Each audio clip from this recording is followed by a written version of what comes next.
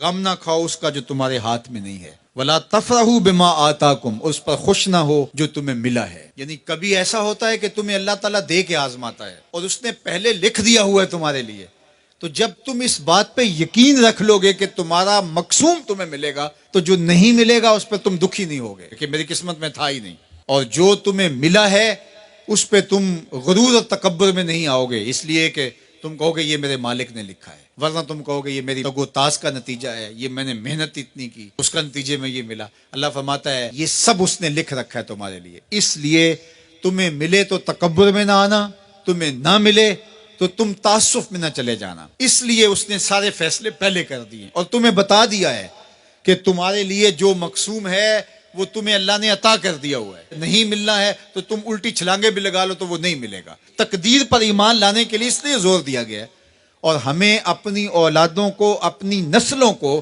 یہ چیز راسخ کرنی چاہیے کہ تقدیر پہ ایمان لائیں۔ اگر ہم اس میں کامیاب ہو جاتے ہیں تو وہ پریشان نہیں ہوں گے، دکھی نہیں ہوں گے، ٹینشن میں مبتلا نہیں ہوں گے۔ میں اپنی بات آپ کو 100 مرتبہ بتا چکا ہوں کہ میرے والد نے اس حوالے سے مجھے اتنا زور دیا، اتنی دفعہ کہا کہ اللہ نے تو جو کتوں کا لکھا ہے اس کو بھی ملتا ہے، تم تو پھر انسان ہو، اور جو قسمت میں لکھا ہے وہ مل کے رہے گا۔ اللہ اکبر۔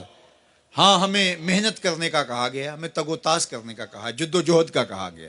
شیخ سعدی فرماتے ہیں کہ ایک بندہ جا رہا تھا تو اس نے دیکھا کہ ایک شیر شکار کر رہا ہے، تو وہ ایک سمت ہو کے بیٹھ گیا۔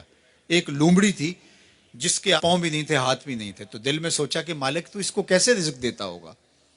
تو شیر آیا، اس نے شکار کیا اور اچھا اچھا کھا لیا اور پس خوردہ چھوڑ کے چلا گیا۔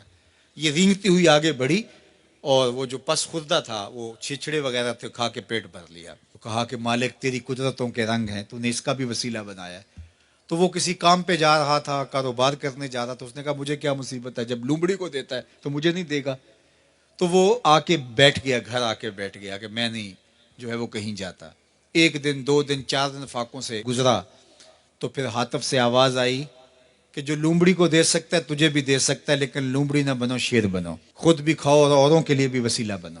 ہمیں ترغیب دی گئی ہے، باقی جو ہمارے مقدر کا ہے وہ ہمیں ملے گا، ہر صورت میں ملے گا۔ تو اپنی نسلوں کے سینوں میں یہ چیز راسخ کرو، اور یہ راسخ تبھی ہوگی ہمارے سینے میں راسخ ہوگی۔ تو اللہ فرماتا ہے ہم کسی کو زیادہ دیتے ہیں، کسی کو تھوڑا دیتے ہیں، جو تمہارے مقدر میں تمہیں ملتا ہے، جو نہیں ہے نہیں ملتا، اور ہم نے پہلے لکھ دیا ہے۔ کیوں لکھ دیا ہے؟ کہ تمہیں جو ملا نہیں اس کی پریشانی نہ ہو کہ مجھے کیوں نہیں ملا، بھئی اللہ نے لکھا ہی نہیں تھا، بات ختم۔ اور جو ملا ہے اس پہ تم غرور میں نہ آ جاؤ کہ یہ مجھے ملا ہے، بھی اللہ نے تمہاری قسمت میں لکھا تھا، اس میں تمہارا کیا کمال ہے، اس نے لکھ دیا تھا لہٰذا مل گیا۔ اس